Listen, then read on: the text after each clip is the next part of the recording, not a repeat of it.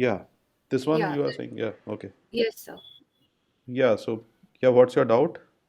Sir, I'm not able to like suppose if I'm forming equations like v1 minus v2 equals to r I x. Okay, so I'm not able to understand that whether we have to substitute ix in every equation, or we have to keep ix as ix and then we have to shift it towards the current matrix. So, see, in this case, as you know, in nodal analysis, you have voltages which are unknown, right? So you have to determine the voltages, right? So Yes. if you see the equation, it is actually GV equal to I, right? So Yes. here, what happens is, if you closely see this, this is basically the different conductances which will happen. You know, you will derive it and you will get these. But this vector is basically only the voltage vector. So it's a one dimensional vector containing only unknown voltages. Whereas this vector, which I am writing it as I, but this will mostly contain uh, uh, these type of current sources, the ones which we have here, not dependent. Okay, the Okay. actual current sources. It may include voltage source also somewhere, but that we have to see. But mostly it will be current sources here on this side. Okay, Yes. so this is basically a unknown, right? So this has to be substituted by the corresponding voltages which you have to define, right? So Ix is here, so this has to be calculated always. Okay. So that the equations that you will form on the left side will have all V1, V2, V3, and on the right side will have all known quantities. Okay? Okay. Okay, so that means when I substitute, I like when I form equations, I have to always replace ix with some. Yes. Okay, so sorry, here also like we can have two things like v1 minus v2 equals to rix. So Okay. if there will be ix equals to v1 minus v2 into g, and on the other end we can No, also no, have not like V1 minus V2 into G. It's V2 minus V3 into G3. Okay? okay, okay, huh. Oh, Okay? so that's why, that is where I was confused. And Hmm.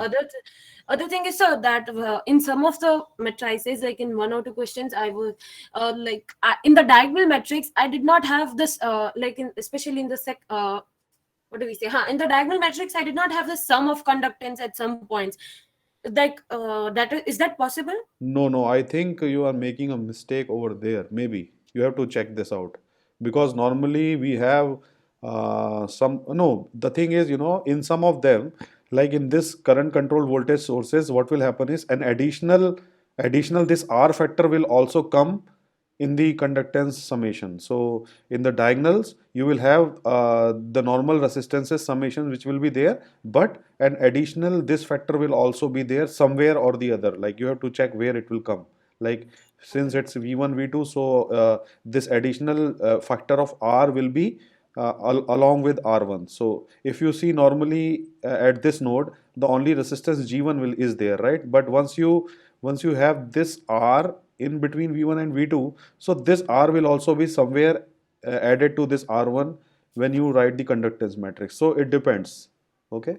But I Okay. think in the diagonal elements, we cannot have zero. So somewhere down the line, maybe you are making No, some no, no. mistake. Yeah. It's not zero. It's Okay. something sometimes like in the last question. Suppose in the last question, in the second diagonal, I had that G2 plus K minus 1 into G3. So like Can I be had possible. Can be okay. possible. It And can. in the one of the metrics, I did not even have G. It was just minus 1 minus K like that. Can be done. Yeah, can be possible. Can Okay. be So possible. like if G is not there, it is not like that. Yeah, The answer yeah, is wrong, right? yeah, yeah. So Okay. all this non-ideality is coming because of these voltage, these dependent sources. It's Okay. possible. I will give you these answers. Actually, I have not noted it down. Once I'll calculate, I'll give it to you. So maybe you can cross confirm whether you have Yeah, done it right or not. Okay.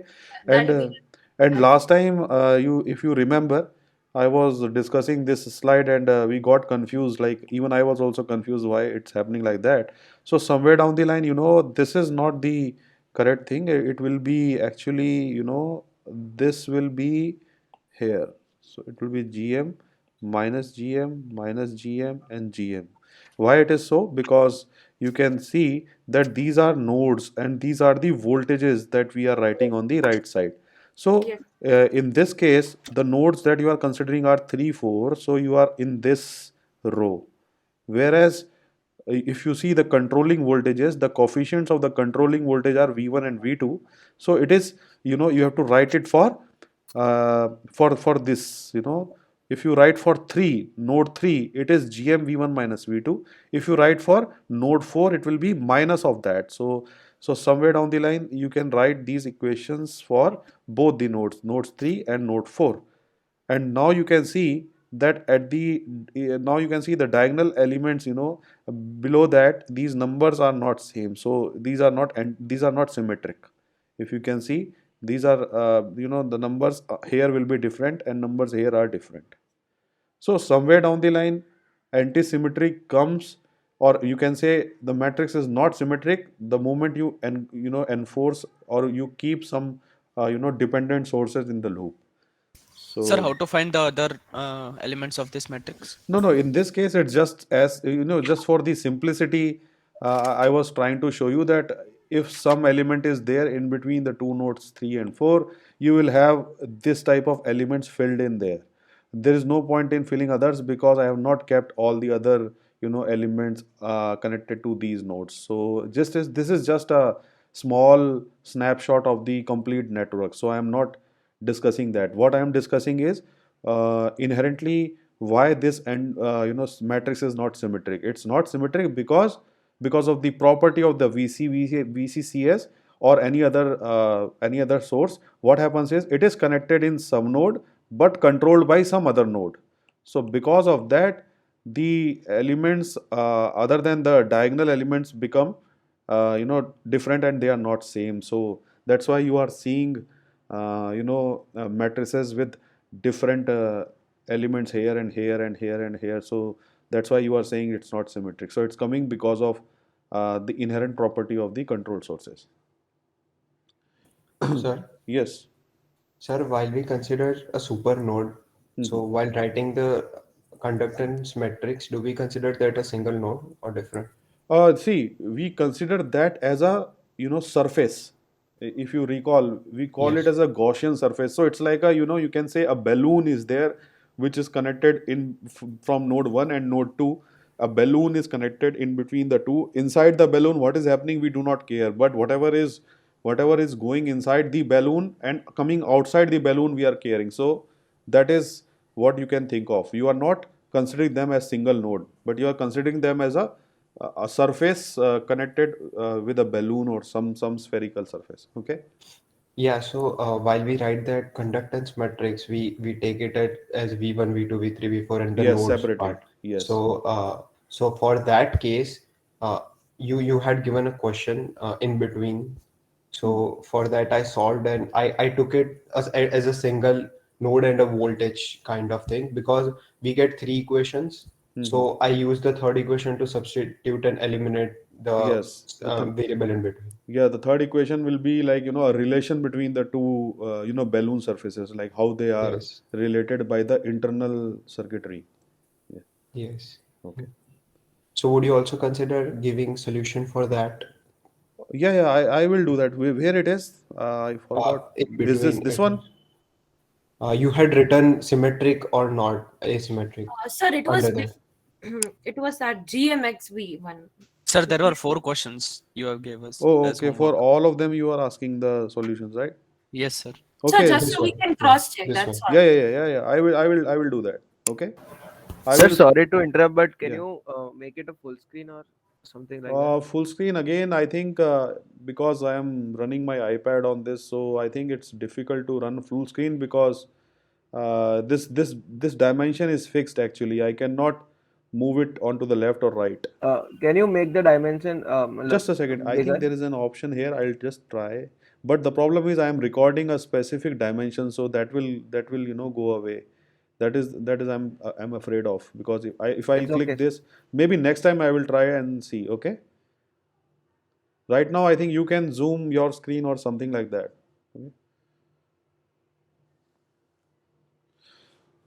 Okay, so today we will discuss another, analysis. Earlier was a nodal analysis, and now today we will discuss mesh analysis.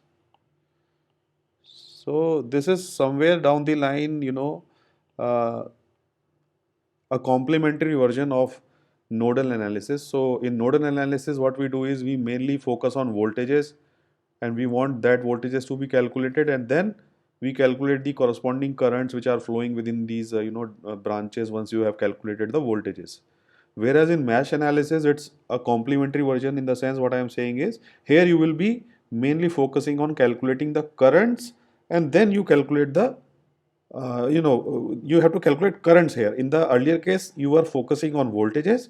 Here you will be focusing on currents. So let us see how we can, do this mesh analysis, and how we can write a matrix similar to conductance matrix here, and generalize our, viewpoints as we had done it in our earlier case. So let me draw the simple circuit here.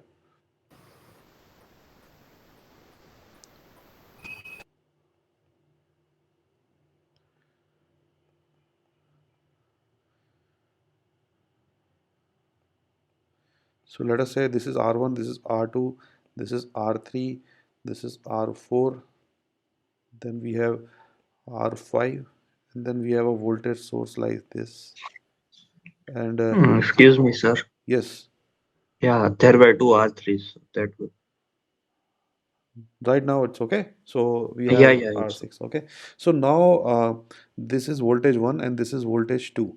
So now in mesh analysis, what you have to do is, it's very simple, like the way we had done nodal analysis. There are some basic rules that you will follow here, and things will be very simple. So what you have to do is, you have different meshes here. So mesh is basically the, it's like, there is a loop here, right? So it's complete loop, like you are starting from this point and you are finishing at this point. So it's like a mesh here. So we call this as a mesh. So it's a single mesh here. There is another mesh, this one, and there is one more mesh like this also, and then we have a mesh here also. So in total we can have multiple meshes, but we try to take these simple ones and do the analysis, and this will become more clear once you solve as many questions as possible. So right now, if I take these meshes here, so what I will do is, I will run the clockwise currents in these meshes. So what I will do is, I will write I1 this side clockwise. So then you write I2 this side, and then we will write I3 this side. So this is the first thing that you have to do, that is make a clockwise current flowing in all the meshes. And the meshes that I am considering here are, one is this one, second, and then we have a third one, this. So there are three meshes, so three currents are there. So now what we have to do here is, we have to write KVLs here in this particular thing. If you note, in case of nodal analysis, we were writing KCL. But now here in mesh analysis, we will be writing KVL around the loops. So please recall that in case of KVL, what we used to do is, a rise in voltage we were taking as plus. Like if I am going from minus to plus, I am taking as plus, and for resistances, I was always taking the drops. So it's like from plus to minus, I am always going down. So now what will I do is, for let us say for mesh 1, this is mesh 1. So for mesh 1, what I will do, I will write KVL here. So let us write this KVL. So the KVL will look like this. We will have V1, as we are going from minus to plus. Then we have R1, and which current is flowing in R1? I1. Okay, so it will be a drop, so it will be Minus. I1 R1. Okay, now for R2, what you will write? minus I2 Minus minus I1 R2. I1 minus I1 I3 R2 plus Right. I3 R2. Yes. So what will happen is, in this case of R2, as you can see, R2 is actually common to mesh 1 and mesh 2. So what you do is, when you are considering mesh 1, when you are focusing on mesh 1, you have to assume that this current I1 is greater than all the other currents like I3 and I2. So if you assume that I1 is greater than I3 and I2 when you are considering mesh 1, then what the effective current will flow in this direction, and the value of that current will be I1 minus I3, because you are considering I1 to be greater than both the other two currents. So in that case, you will write I1 minus I3 times R2. Now, when you come to R3, then you observe that I1 again, and you are focusing on mesh 1. So now you will say, okay, I1 is greater than, as we have assumed that I1 is greater than all the others. So effective current is going down like this. So we have again I1 minus I2 times R3 here, and that is equal to 0. As simple as that. So now, if that is the thing, what you can do now is you can take these currents on the right side and the voltages on the left side. So what you have is V1 equal to I1, and you collect all the terms containing I1. So it will be R1 plus R2 plus R3, and then we have uh, minus I2 R3, and then we have minus I3 R2. So this is the first equation that you have. And recall, there is a symmetry here. As it was in the case of conductance matrix, now it's a resistance matrix, and now you can see there is some sort of similarity coming up. That is, for the loop 1, you are actually adding all the resistances in this loop 1. Earlier, it was with node we were adding all the resistances. So now you see R1, R2, R3 are with loop 1. So I am adding all the resistances here, and it's connected to I1. What about I2? What is this second term, minus R3? Minus R3 is basically the common resistance connected to mesh 1 and mesh 2. In the nodal analysis, if you recall, it was a common resistance between the two nodes. Here, minus R3 is the common resistance between two meshes. So it's minus R3 here. So that's why it's coming as minus R3. Whereas in the R2, if you as you are considering mesh 1, so mesh 1 and mesh 3 has R2 as the common resistance. So it is minus R2 now here. So recall, this is very similar to our nodal analysis. Now we will write for mesh 2, this one. We will write for this mesh. In this case, you assume I2 to be greater than the other two currents, which are I1 and I3. So if you assume that, then what will happen is current will flow like this in this direction, because I2 is greater than I1. So now you can easily write it as I2 minus I1 times R3, and for R4 also you are assuming in the similar way, so it's I2 minus I3 times R4, and then we have minus I2 R5, and then we have minus V2 equal to 0. So as it is going down, so it's minus. So now what you can do, you can take the V2 on the right side and take minus on the other side as well. So what you will get is, you will get I2 minus I1 times R3 plus I2 minus I3 times R4, then I2 R5 is equal to minus V2. This you will get once you do the movement of the voltages on the right side and taking minus to the right side. Now if you collect the terms, please mute the mic, whosoever is having this opened up. So now you have I1 R3. Now for I2, what you have? You have R3, R4, R5, and then for R3, I3, it will be R4 equal to minus V2. So now again you see similarity.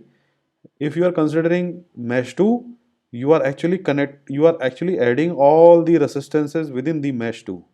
So you can see R3, R4, R5, they are all added up, and they are the mesh 2 summation resistances. And this one is actually the common mesh between this and this, so it's minus R3 here. For this one, we have a common R4 between mesh 2 and mesh 3, so it's minus R4 this side. And then we have minus V2 on the right side. So, so this is our second equation. Now we will go to third one. The third one will be, as you can see here, I will write it first. Third one will have minus R6 I3, and then I3 is assumed to be greater than both the other ones, I1 and I2. So it will be minus R4 I3 minus I3 minus I2, and for this case it will be minus R2 times I3 minus I1. I will write down this first. So it will be minus R6 R3 minus R4 I3 minus I2. Then we have R2 I3 minus I1 equal to 0. Everybody is okay with this equation? So any doubts? This is here we are assuming I3 is greater than the other currents. So if I collect the terms here, so if for collection of the terms, let's make positive all these all these terms, and then collect the terms. So what I will get is minus R2 I1, and for case of I2 it is minus R4 I2, and for I3 it is R6 R4 R2 equal to 0. Again, I can you can easily visualize that in case of mesh 3, all the resistances are added up, that is R2 R6 R4 R2 R6 R4, whereas in the case of mesh 3, whatever is common to mesh 3 and mesh 1 is minus R2, and mesh 2 and mesh 3 is minus R4. So these are the common resistances. So now if you want to write the matrix, then it will be what? It will be written like this. It's minus R2 here, minus R4, then you have R6 R4 R2. Here you have I1 I2 I3. This side you have 0. For the second one you have minus V2. For the first one it's V1. V1, and then here in the second equation we have R2 R3 plus R4 plus R5. This is minus R4 minus R3, and then for this we have R1 R2 R3, and then minus R3 minus R2. So you can see again this is quite similar to what you had done earlier. So here you have again symmetric coefficients. So it's again a symmetric matrix, but now it's a resistance matrix and it's not a conductance matrix. As you can see, the elements are R and they are not G. And here if you want to get the values of the currents, you can invert this matrix as we had done earlier.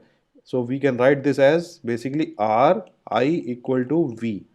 So basically what you can do in order to calculate the current vector, you can invert this matrix and you can get the currents all at the same time, or you can use Cramer rules to calculate the individual current as I had already explained it in the case when we were discussing nodal analysis. So this is simple and you can easily do now if you have followed my nodal analysis lecture. So this one is very simple mesh analysis. So let us see if we can do some modifications here and see how things will change as it was in the case of nodal analysis. Yeah. So like in nodal analysis here also we can directly write the matrix, right? Yes. Here we can write the matrix, but you have to see like whether it has controlled sources or not, or whether it has some other problematic situations or not. If it's very But simple if there format, are no control sources, then yeah, we can write. Yes, you can do that. Okay. Sir, Yes. so we use mesh analysis to find current vector and nodal analysis to find voltage vector. Yes. Is that correct? Yes. So you can see So, that sir, from these equations, right? Because these are the unknowns, right? So you are whatever is here on the left side multiplied with this matrix. These are the vector. These are the unknown vectors, and these are already V1, V2 values. So that's why you are calculating currents here. Sir, in exam, can we directly write the matrix or we have to write this whole procedure? See, right now things are pretty not clear here because because I don't know whether your exam will be online or offline. That has to be, that has to be discussed later on. But the situation is, in exams, what happens normally if you are having a physical exam in the university, then whatever methods that we are writing, like you have to solve this by mesh analysis or by nodal analysis, then you have to do it by same method. You cannot do some other method which you like. So it has to be constrained. But if method is not given, then you can solve by whatever means you like. It's like that. Okay. So we can directly write the matrix if it is not given in the question. No, you have to solve it and then you have to show the matrix along with that in the theory. You cannot do Okay, that so until unless it's a short type of answer, then it's a different. So, for example, if suppose I will give you a very complex question, and if it has, basically, of 10 marks, I cannot expect you to write only the matrix. You have to show it. So that actually helps you to cross check whether your KVL is right or not, or KCL. okay, so we have to like write the whole procedure like we Yes, just did yes, right now. yeah, Okay. Sir, if yes. 4 by 4 matrix is there, Hmm. then we have to just left the answer in 4 by 4 matrix only, no, sir? Yeah, if 4 by 4 matrix, no, no, see, the thing is, if it depends upon the type of question that you have. If the options are in the form of matrix, then you have to straight away calculate the matrix and see whatever matrix is close to that, you have to tick that answer. But if question is given theoretically, like 10 marks question to solve these currents, then you have to solve from the basics of nodal analysis. You have to go with that equations, solve it, and you can cross check by the shorthand, way that I have told you to see the matrix. Okay. Okay. So here, if I remove this resistance and if I, keep a current source here, if I keep a current source this side, and let us say this current source is I0.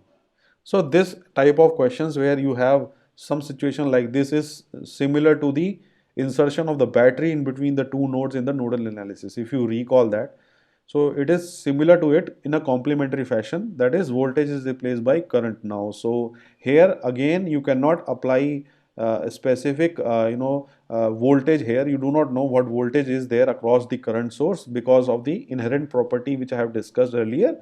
In case of nodal analysis, here in current sources, we have, a flat line like this. You do not know which voltage is there across I0. It can be anything, but still it will provide I0. So it's very difficult to actually write KVLs in these situations because you do not know the voltage drops.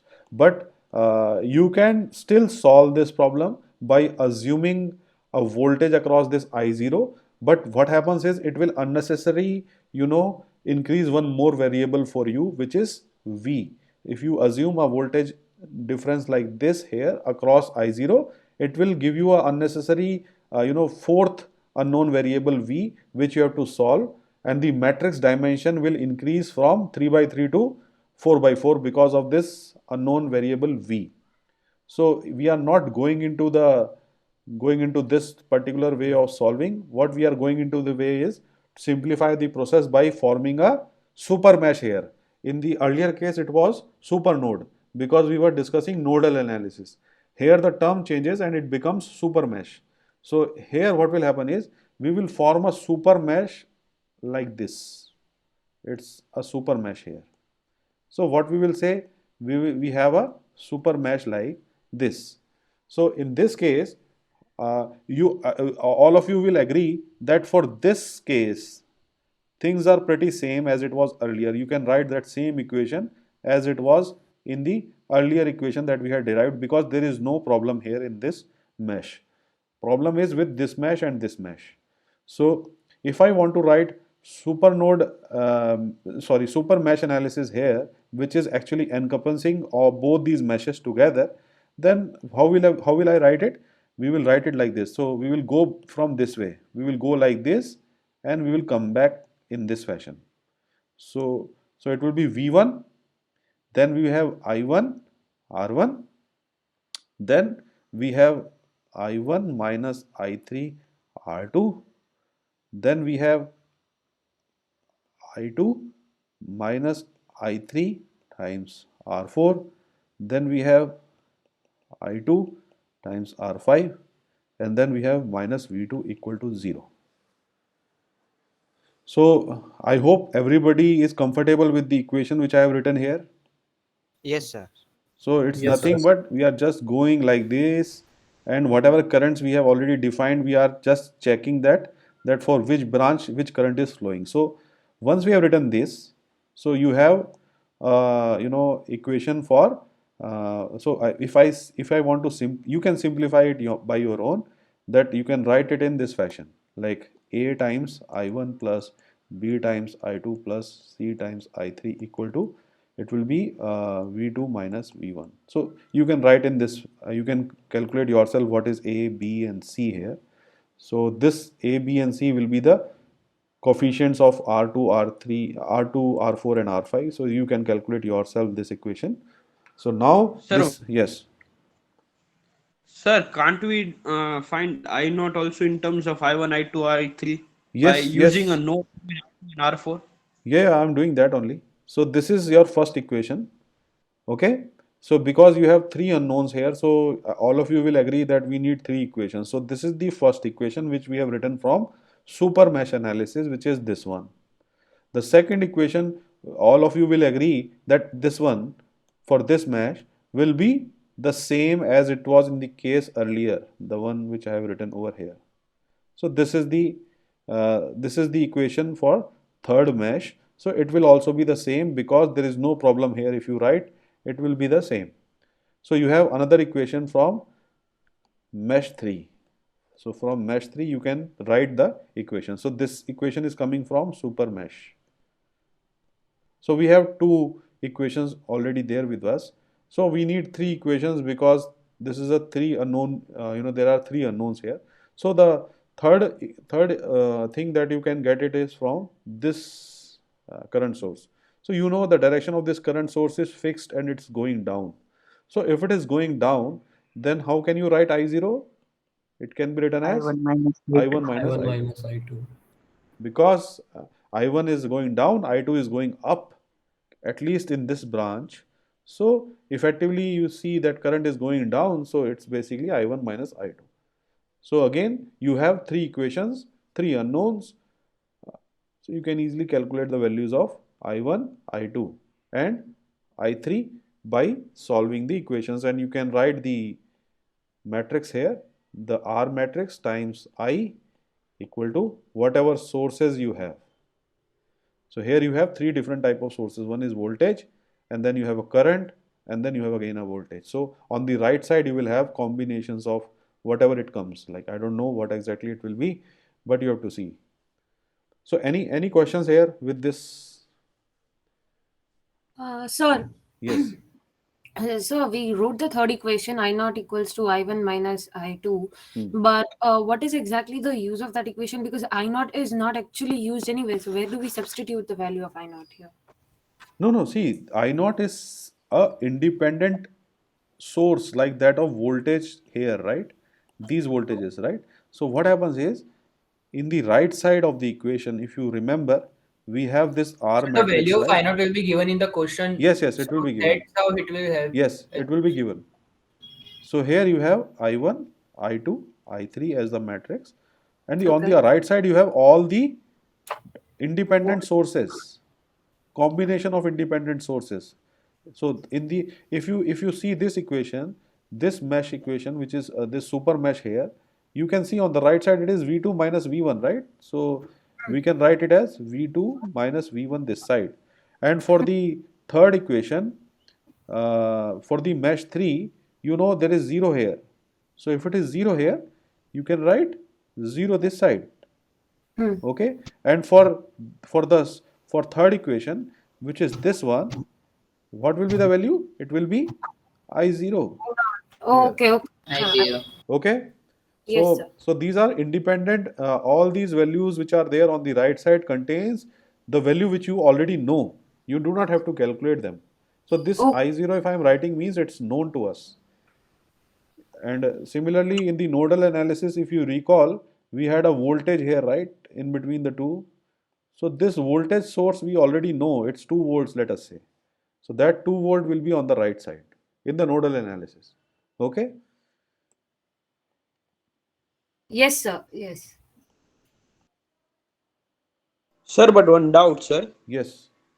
Sir, I into R can how it can be I not, sir? I into R means where Sir, is means the resistance matrix and the current matrix will be multiplied, so it will give like something like IR only. So how to it be see equal this to I is not? see this is also a matrix here. You understand? This will also be a a 3 by 3 matrix. So if you multiply a 3 by 3 matrix with a 3 cross 1 vector, then what you will get? You will get a 3 cross 1 vector, right? So what we are Yes, doing sir. is we are actually writing these equations. If you remember what we are doing, we are actually writing these linear equations. What are the linear equations here? The linear equations are, this is the first linear equation, this is the second linear equation, this is the third linear equation. So what we are doing, instead of solving these linear equations separately, we are solving it with the help of matrix. So this is that. Okay. So you can easily calculate these unknowns using matrix rather than solving it algebraically by eliminating these variables the way you used to do it in your school. Uh, it's not what we are doing now is differently. We are doing it using matrix format. Okay. Sir in the nodal analysis and last 3 cases में हमको super node लेना पड़ेगा ना? In the last, see that one, in this case, yes, it will be there. Supernode will be here. Here also will be supernode. This will also be a supernode. Sir, लेकिन sir in last case last case is super node नहीं होगा ना? Sir, हाँ, supernode. like In this one? We can directly take KIX. Yes, sir, यहाँ पे नहीं होगा. exactly sir. मैंने वो CCCS में मैंने वही किया है, मतलब without assuming a super node. Then also Yeah. In this case, there is no need because हो जाए. it's like a current source. Like it's like a current source, but though it's a dependent current source, that doesn't matter. But there will be no point in putting supernode here because nodal analysis basically believes on currents going into the node and coming out. So it's already a current format. So there is no point in putting a supernode here.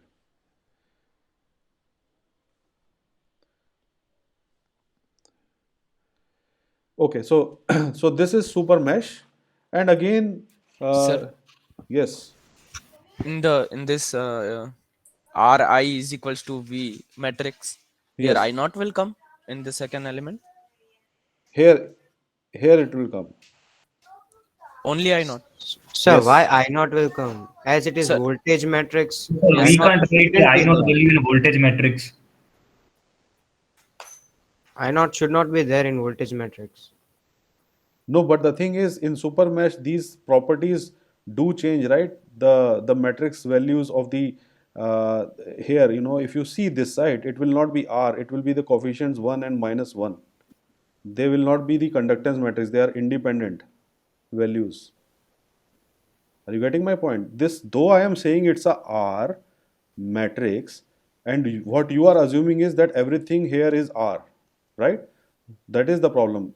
The problem Okay, is, so I naught is a just constant. yes, so it's a I can constant, go and right. all the elements of this matrix capital R, though I am saying it's R, it's not correct to say here in this particular case because some of the elements are -1 and 1 also, as you can Okay, see sir. here. So that's why you cannot say that this is violating the rule. So, Because sir, you in the have second constants. row, the elements will be 1, -1, and 0, Yes, right? yes. So the But sir, I naught will have its unit, right? yes, so Of it's current. it's a current unit at, yeah. The problem is what you are assuming is this matrix as R. For this particular case where we are having a super mesh situation or the dependent situations where we have dependent sources, this matrix is not R anymore because you have some -1 plus k minus k type of factors. Okay. But sir, they will have the unit of R, right? Of resistance. The unit of? Resistance. No, That but one will have resistance of unit of resistance, right? no, it's a constant. So you have here 1 and -1. So there is no units involved here. Because Okay. if you see here, if you say this is a resistance unit, how can it be equal to I0 then? You have a current here, right, on the left and the right. So this has to be a constant. Sir, Sir, Yes. here sir, you what have if? written super mesh equation, and I think this is the simplified version of the equation which you have written above it, right? Which equation? Sir, that V1 minus I1 R1. Oh, this one you are saying? Yes, sir. Yes. This is a simplified one where you have to calculate A, B, and C yourself. How you will get Yes, it sir. from here. Okay? Yes, sir. Sir, Yes. sir, what if we use that third equation and eliminate I2 or I1? So there will be a 2 cross 2 matrix and a 2 cross 1 matrix. What you are saying is you use this I0 here from Yes. here and put some, but where will you put this? Not I, I0, sir. I1 or I2. see, We'll the thing is, eliminate yeah, I1 or so I2. see, the thing is somewhere down the line you are trying to do elimination by using simple linear equations, right? You have three linear equations, three unknowns, and you are trying to do one elimination by putting the value here into this and making it 2 cross 2. That's okay, there is no problem in that. You can reduce it to a dimension of 2 cross 2 and do it. But our, what we are thinking of is how to, solve this fast in case of simulators. Look, for example, you are using LT Spice, right? So what LT Spice normally do is in the back end, in the back side of that simulator, something like this is happening. They are not putting substitutions like this. They are for us to do. But for them, like for the simulators, what they do at the back side of it is these matrix calculations, because matrix calculations are very fast. They are very fast and you can easily get the results. Maybe once you go to the future classes, you will come to know there is a software which we call as MATLAB, Matrix Yes. Laboratories. So this is a very useful software, and it's based on matrix multiplications. That's why in the initials you will see MAT in the initials of this software. So the whole idea of this software is based on matrix multiplications. So they do not do all these type of inherent substitutions. What they do is they calculate the matrices and do all the matrix operations, because they are much faster compared to doing these substitutions like this. Okay.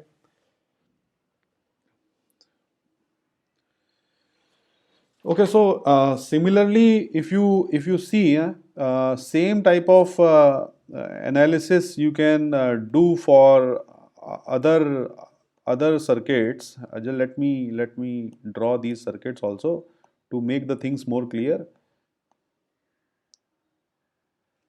So if I copy this here, let me copy the others also. Okay, so if I remove this part, and if I put a circuit like this, it's a voltage source, and then we have alpha, let us say Ix, and Ix is basically nothing but it's controlled by this Ix here. Okay, so here what you will do in this case, as you can see, there is no point in writing super nodes here, a super mesh here, because this is again a voltage source. So we do not have any problem here, because it's on the one of the extreme branches on the right side. So in this case you will write similar equations. So as you will all agree that for mesh 3 the equations will remain same because it's not affected. For this also it will remain same. It's like as it was in the earlier case. But here in this case, what will happen? It will be it will be what? It will be minus I2 minus I1 times R3. I am writing it for mesh 3. So it will be minus I2 minus I1 minus I2 minus I3 times R4. Then we have minus I2 R5. And then we have minus alpha Ix equal to 0. And now we know that we already have three unknowns. Then why we want to carry out this unknown with us, though if we can easily calculate it? We can easily calculate it. How? We can calculate it as Ix equal to, it will be what? Can you tell me what will be the value of Ix? I2 minus I2. I1 minus I3. I1 minus I3. Yes, good. So I2 it will be minus I1 minus I3. Why it is I1 minus I3? Please note, whenever you have such a dependent source, and if it is dependent on some value, and if this value is dependent on something else, and if the polarity of that dependent quantity is given to you, you cannot change it. That is, you have to keep this in mind. So if this is the direction given, you cannot change it to left. Provided if the answer comes out to be negative, like if it comes out to be the left side, then you can change this polarity also. But right now, this is fixed to the right side. So we will write Ix as I1 minus I3 because I1 is greater than I3. If we assume that, then you have a current flowing like this. Sir, one doubt, sir. Yes. Sir, if we assume a node near R2 and R4, between R2 and R4, Okay. then sir, then if we do that KCL, then it will be I2 minus I3, no sir. See, do not confuse with the other methods which you already know. We are not assuming all these nodal points here now. We are assuming all mesh analysis here. You understand? There are several ways of doing it. But to stick to the specific way, like if I am doing mesh analysis, then we have to follow in that same sense. You cannot do some nodal and write KCL on these points. There is no point in doing that. What we are doing here is mesh analysis, and there is a specific way of doing it. Okay? You can get these answers in that way also. I'm not saying you will not get it, but it's not the way it has to be done in case of mesh analysis. You have to do it in this format. Okay? Sir, Yes. sir, we are calculating this for mesh 3, right? Yes, mesh. No, Then sorry, not we- mesh 3. Oh, sorry. It's mesh 2, not 3. Okay? Sir, Okay, sir. Sir, Yes. sir, sir, is alpha known or unknown? Alpha is known to us. It will be there. Okay. and so if we are writing analysis for mesh 3, you said it will be same, but Yes. shouldn't there be a difference because there is a new current called Ix introduced. So suppose when we are passing through for R2, it shall be I3 minus Ix. No, no, like no. Actually, see, the thing is, though it is written as Ix, what it is saying inherently in your mind, it should be that Ix, he has indicated it as Ix, but somewhere down the line, at the back of your mind, you should think it as it's a I1 minus I3, and this is the current which is actually controlling this voltage source. So Okay. it's actually basically Okay. I1 minus I3. Okay? So we are just giving a name to the current Yes, that yes, is yes. present in Yes, that yes, line. yes, Okay. yes. Okay. Okay, so this is basically you have a case of current controlled voltage source, and again if you write for mesh 3, which I have already written, and for mesh 2 if you write, and for this I have written for your thing, you substitute this value this side, and then you write the symmetric matrix here, oh sorry, resistance matrix, you will again find that same thing, it is not symmetric in this situation also. Now, if you consider current controlled current sources, so let me modify this. It will remain same. So if I Sir, remove this, yes, sir, in this mesh too, shouldn't it be plus I2 R5 because we are going in, I guess, plus clockwise I2. No, no, direction? no. See, the important thing is I have already told you last time also, whatever resistances we have, I always take it as a drop. So I always take it as plus minus. So the polarity I always take like this. Okay. So I always assume there is a drop across the resistance because the current is flowing from a higher potential to a lower potential. But in case of voltages, there is a rise here, so it's plus V1. Here it's a fall, so it's minus. Okay. But sir, we are going into clockwise direction now. We are going like this, clockwise. Okay, sir. Okay. So now we have current controlled current source, and here you have, let us say, beta Ix, and then you have Ix which is controlled from here. So in this case, there is a need of writing what? Super mesh. Okay, because we have a current source in between. So now the super mesh that you will write will be the same super mesh as we had written earlier in this case. If you recall, for this case also the same super mesh was there. This similar super mesh will be written for this case also, because everything is same. But the only thing that is different is, now let me keep this side to avoid confusion. The only thing that is different now is, in earlier case you had I1 minus I2 equal to I0, but now what you have is, the difference is I1 minus I2 is equal to beta Ix, and you know what is beta Ix? Beta Ix is I1 minus I3. So you have this relationship now.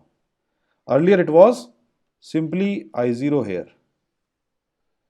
in the earlier case. So now it's beta I1 minus I3. So what you can do now, you can bring in all I1, I3 coefficients to the left side, and the right side will be 0.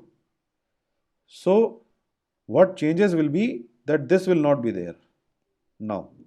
It will be replaced by 0, because here you can see there is no constant current I0 coming here because of this dependent source.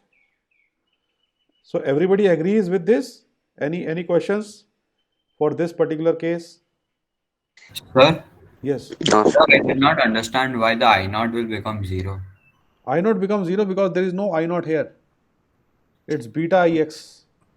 So if you write this equation, what it will be? It will be I1 1 plus it will be I1 1 minus beta, then you have minus I2, then you have I3 beta equal to 0, right?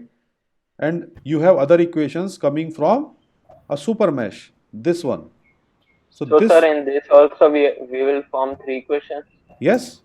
See, this equation. Sir, all the 3 equations of the previous case would be the Yes. same. Just the Yes. difference is that I naught would be 0. Yes. So here this so everyone agrees that this super mesh is same as the earlier super mesh which we were discussing here. Yes, sir. So we can Yes, write. sir. Yes, sir. So we can write that super mesh equation. Let us say it's AI1 plus BI2 plus CI3 equal to 0. So you can calculate that A, B, C as I was discussing earlier. So this is your first equation. This is your second equation. And for third equation, all of you will all agree that it will remain same, right? The mesh 3 one. Yeah. As it was Yeah. the first one. So let us say you have, Sir, in second it will be V1 minus V2 or V2 minus V1.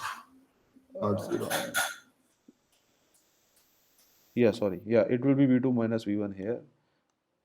So V2 minus V1. And the third equation will be the mesh 3 which is on the top. It always remained the same. So let us call that as alpha I1 plus gamma I2 plus delta I3 equal to 0. You can calculate what these coefficients are. So now if you write, then what are the coefficients? It's 1 minus beta minus 1 beta, and then we have A, B, C, alpha, gamma, delta, and then you have I1, I2, I3, and here you have 0, V2 minus V1, then 0. So this is what I was telling, that you have 0 here. Earlier case we had I naught. Okay? Sir, can you explain this again? This one, voltage matrix. The upper one, the upper one. This one? Yes, sir. What explanation you want here? How this I naught and V2 minus V1. So I naught is actually I1 minus I2, right? So from here you can write the coefficients, right? So this is basically 0, I3. So you have 3 coefficients. One is 1, minus 1, 0. So these coefficients will be written here, right? 1, minus 1, 0. And then you have I0 on the right side. Okay, sir, got it. Okay? So these are all matrix manipulations with the equations, linear equations. So once you are confident with how to solve linear equations of 3 unknowns, you can easily write them. I guess there is no rocket science here. It's just simple mathematics with matrix and unknown vectors and equal to the known values. So, sir, if it is not mentioned in the questions, then we can solve by mesh analysis or by nodal Yes, analysis. depending upon the question. So if I want you to go for a specific way of solving it, we will tell you. But if we do not tell you, then you have to then you can go by your own way of how you want to solve. Okay. But, sir, both methods will take same amount of time now to solve the whole question. Yes, Or nodal analysis is easier. See, the thing is, we want you to be comfortable with nodal and mesh. That's why we are asking you to solve, from scratch. But once you are confident later on in your life, when you will do more complex things, then we do not want you to do by this. You straight away go to the matrix format and create your own matrix. Okay, at that time. But for this course, you have to go through it. Like for example, in your 11th, 12th, calculators were not allowed, but now it's allowed, right? So, so that is the thing.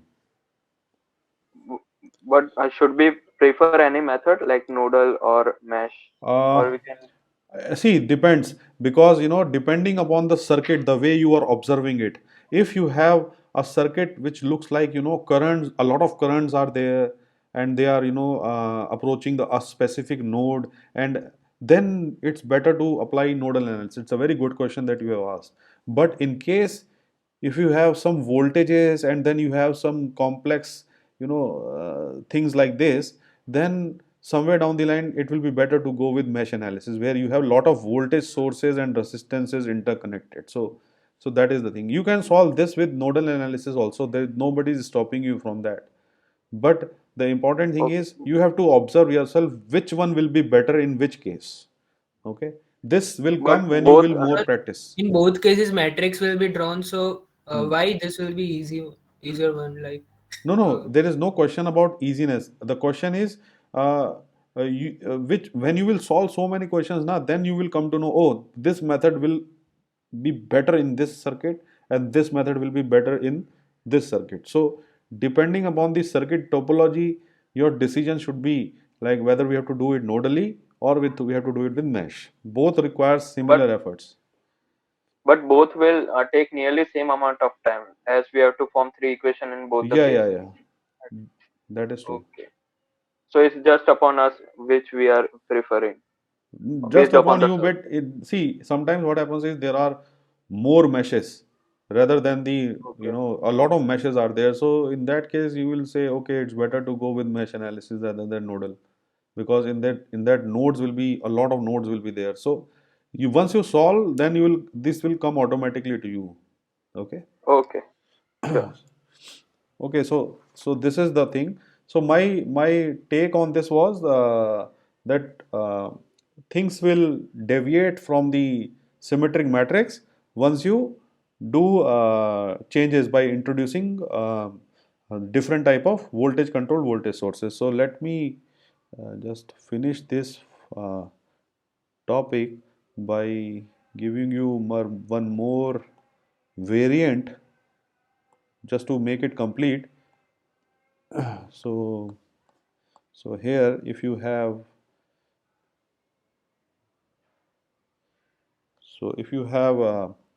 a voltage controlled voltage source, in this situation we can replace this voltage by a KVX, where Vx is what sometimes they will say, okay, this is the voltage Vx, on this it is dependent.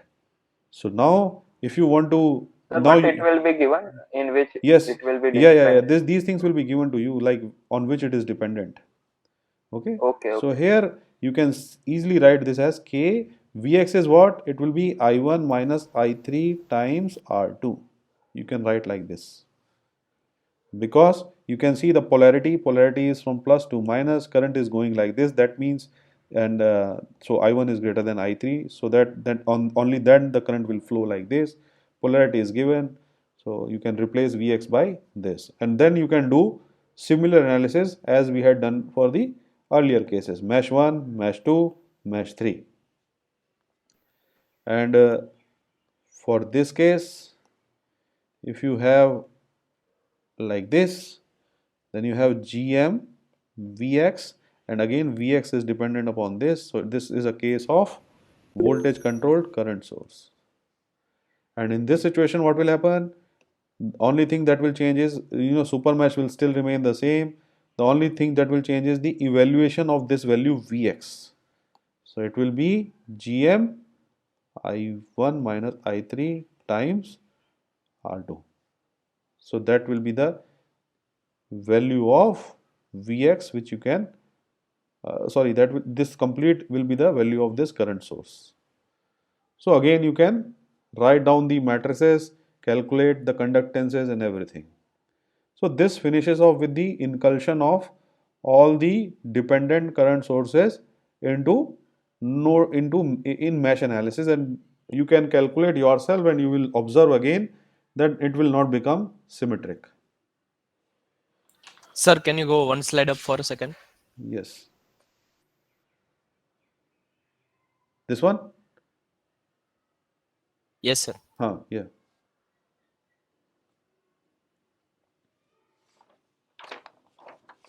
I just wanted to take the screenshot. Okay. So now we will just change our gears more fast because a very little time is left. So I will just give you a brief introduction about linearity, and then we will finish it off. So we will see what linearity is all about.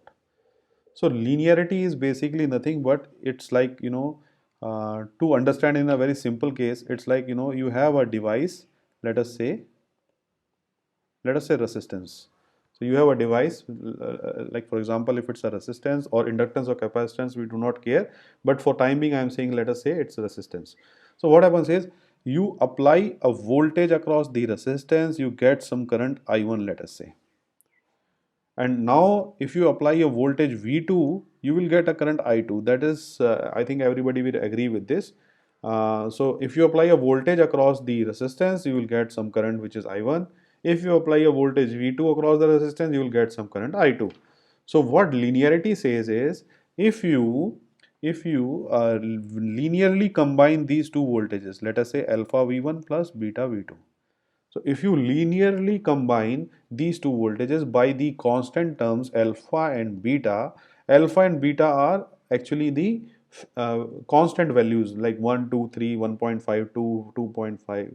So if you actually combine these two voltages and if you apply this combination to this resistance, then what will happen is it should give you a value proportional to alpha I1 plus beta I2.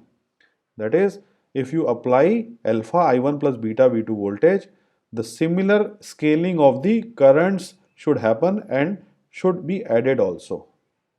And this property is basically called as linearity property. So basically you are linearly combining the two voltages, and what you are expecting is the output, that is the response. This is the response and this is the input that you are giving.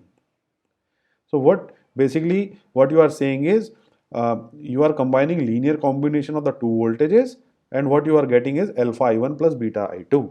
So this is basically the linearity property, and in details if you go, it's somewhere related to superposition also. I will discuss all this in our next class, do not worry about it. But for linearity property, it's like you are scaling the voltages, add them together, the corresponding currents will be also scaled by the same value of alpha and beta. So Sir, just like proportional. Yeah, it's proportional type of thing. So for example, let us say if you have a resistor, let me give you this example here. So you have a voltage and you have a current.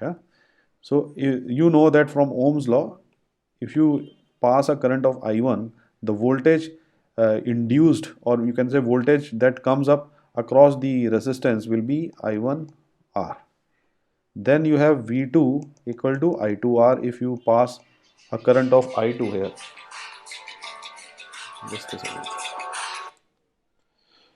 Okay, so we have V1 is equal to I1R, and then we have V2 is equal to I2R. Okay, so now what will happen is, what we are saying now is, let us say if I pass alpha I1 plus beta I2 into this resistance, then the voltage that comes up across it is, let us say, V dash. So this is the voltage that comes across it when you pass the summation of the two currents. So this is the voltage. So now what you can do is you can write like this. Okay, so once you can write like this, you can actually replace this value of I1R by V1, and then you can replace I2R by V2, and then you have a voltage V dash here. So this is basically the scaling of the voltage now. So as you can see now, your current is scaled, and when you passed it through the resistance, the corresponding voltage also scaled. So this proves that your resistance is a linear device. So as you can see also from the IV characteristics of the resistance, it is a linear, right? So it's a linear device because it follows this property. Okay, so now we will consider another thing, which is a voltage source. So if you have a voltage source, in the voltage source you have a voltage V0 and then you have a current here. So the characteristics, if you look for the voltage source, which I have drawn so many times earlier also, it's like this. This is the characteristics of the voltage source, and here you have V0. So you have this, right? So can you tell me whether it's linear or not? How many of you say it's linear?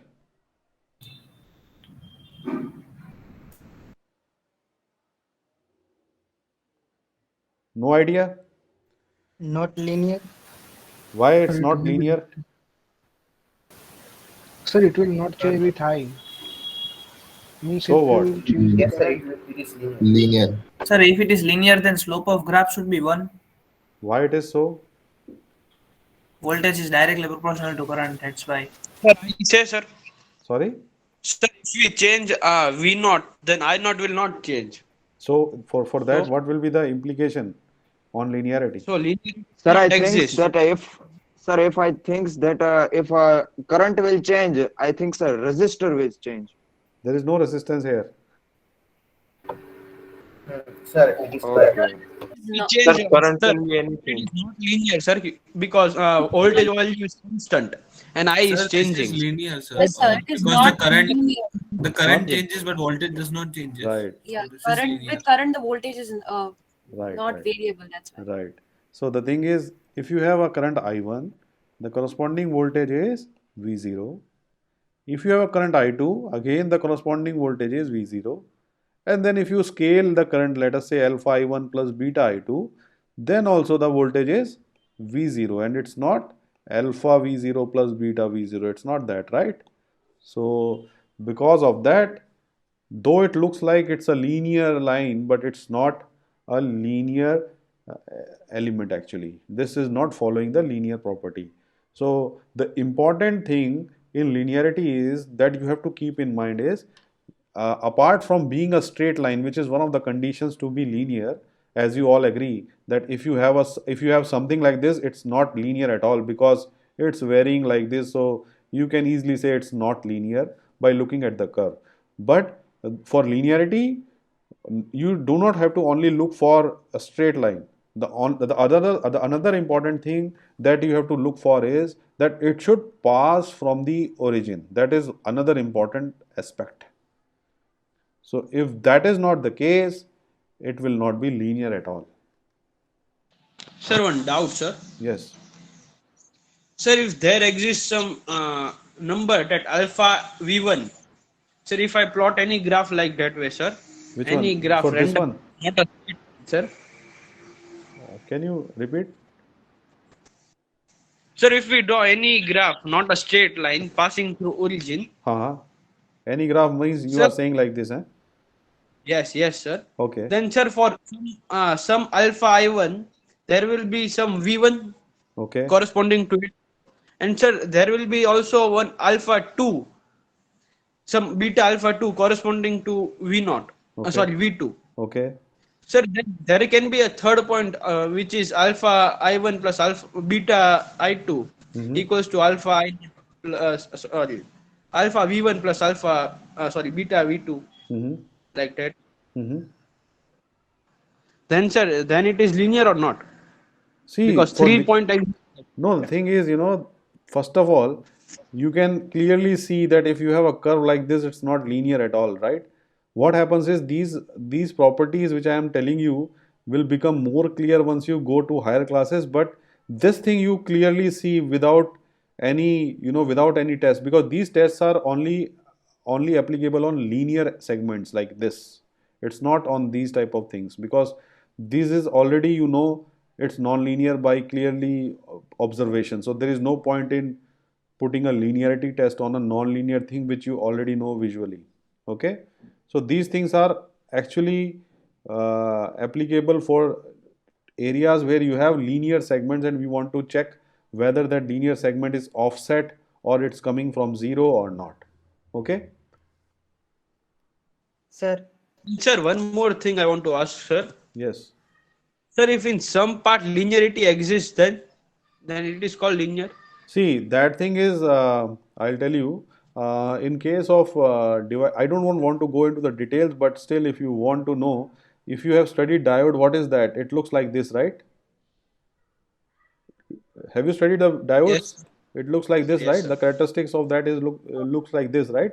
But if you see, this device is non-linear, it's not linear, because if you see here, it's completely non-linear in a big sense if you see from this scale. But let us say if I zoom it like this, and if I look at this point only, will it become linear or not? Yes, sir.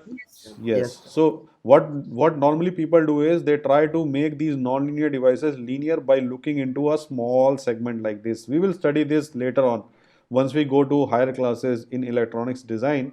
But this way we try to make non-linear devices linear by zooming it into that. Okay? Sir, current source also not linear. Yes, that's what I was discussing next. Our current sources are also not linear, because you can see there is an offset here, and you can see for a specific voltage V1 across the current source, you have I0, then you have V2, you again have I0, and if you scale the two by taking alpha V1 plus beta V2, again you have I0, and it's not equal to alpha I0 plus beta I0. So that's why your current sources are also not linear devices. Though it looks like it's linear, but it's not. How about the capacitors and inductors? Can anyone comment on that? They are, sir, capacitor and inductors. Why they are? Sir, because Q equals to CV. So when Q is directly proportional to V. So Yes. in case of capacitors, we have actually, you have this equation, right? C dV by dt. So you know that I1 corresponds to, if you apply a voltage V1, you will get current I1. If you apply voltage V2, you will get current I2. Okay? And then if you do a combination of V1 and V2, then what you will get? You will get C alpha, and you know this operator is, you can move this operator inside. So you can write it as dV1 by dt plus beta dV22 by dt. So now you know that this part is I1. So alpha I1, then you have beta I2. So here you can see that once you have done a linear combinations of V1 and V2, you got a linear combinations of I1 and I2. But please note one important thing which I want to tell. Let us say if your capacitor has an initial voltage or initial current stored into it, then there will be a constant here, right? Will there be a constant here or not? If it initially stores some energy. Yes, Yes, sir. sir. So, Yes, sir. Yes, sir. so that is not linear then. Because you have what? You have an offset here now. So the line segment is like this. So it's coming at this point. I told you, like, for linearity, if you apply a current I equal to 0, you will get a V equal to 0. But this is not here because of this initial condition. So if initial conditions are there in the capacitor or inductor, then they are not linear. But if they died out, then it's linear. Similarly, in the case of inductors, you know it's L di by dt. Then you can write alpha I1 plus beta I2 thing for inductors, and then you will see that you will get alpha VL1 plus beta VL2 as the answer. So our inductors are also linear provided there is no initial charge on the inductors. Okay. So this finishes off with the linearity. In the next class we will discuss some more concepts, and time is also, you know, I have taken I think 10 minutes more, I guess. So okay, thank you so much for attending the class. Sir. Yes. Sir, which book you prefer for exam, or notes are just okay for that? See, I told you, right? It's already written in that syllabi. If you see the syllabus, that book Savodaba, Dorf, that book is there, right? You can solve from there the questions. But sir, it's enough if we just read and attempt properly the lecture. See, in this course, what matters most is first of all to attend the lecture. That is, you know, 80 to 90% your doubts will get clear. And after that, it's only practice, practice, practice, practice, and practice. There is nothing other than this. And fortunately, you have tons of books for this particular course. So that's why I'm not saying you take this one or that one. There is no universal book because all the books cover all the questions. So take any specific book and attempt these questions. Make yourself confident, and that's the only way to understand this, you know, course. Okay. But sir, if we just read the notes, then it's enough, or we have to again like no. do But some for practice solving from questions, I'm not giving you the question list here, right? For that, you need somewhere, and maybe you can go through internet and see from where you can get these things. But like, you know, if you are confident, if you can understand this by learning from 2-3 examples, I'm okay with that. There's no you know, there's no need of buying the book. But in case if you still feel that you have to solve some more questions to become confident, then you have to either buy or download or somewhere, whatever you see. Okay. Sure. Yeah. Okay. Thank you so much for attending the class. Bye. Thank you, sir. Thank you, sir. Sir, can you provide the PDF of your book? What question you are asking? Sir, can you provide some type of PDF that you suggested in syllabus? So you do not have that PDF for that course or that book? No.